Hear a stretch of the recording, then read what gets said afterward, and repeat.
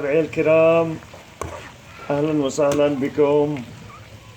اليوم أقدم لكم وجبتين في آن واحد.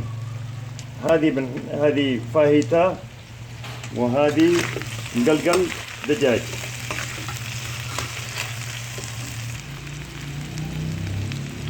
وضعنا الكوسة على المقلقل لأنه اليوم نعمل مقلقل بالخضار.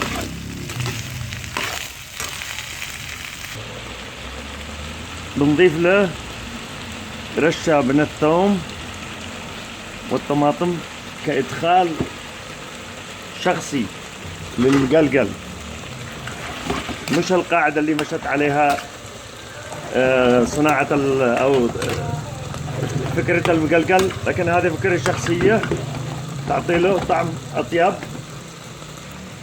البهار ميكس اللي هو مجموع فلفل أبيض مع فلفل أسود ملح.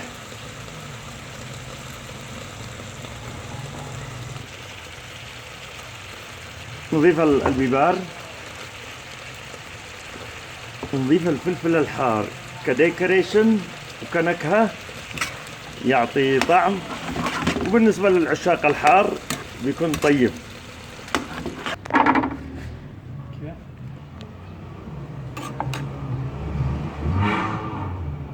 أصبح المقلقل مع الخضار جاهز. بسم الله.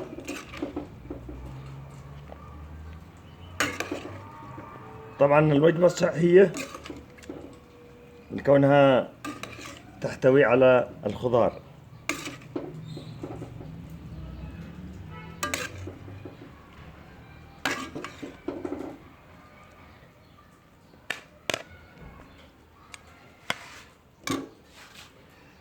أصبح الطبق جاهز.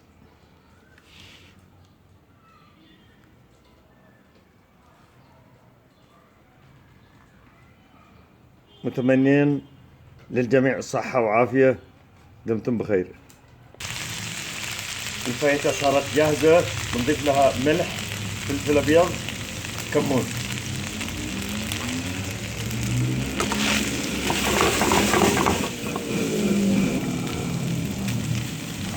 الخضار بيبار أخضر، بيبار أحمر أو أصفر. الفايتة أصبحت جاهزة.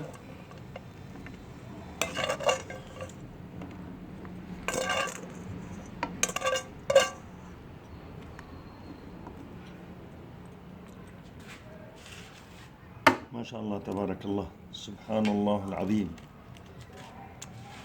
سبحان الله العظيم.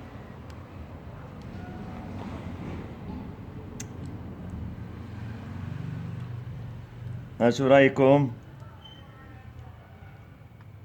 خالص مودتي ومحبتي لكم. دمتم بخير.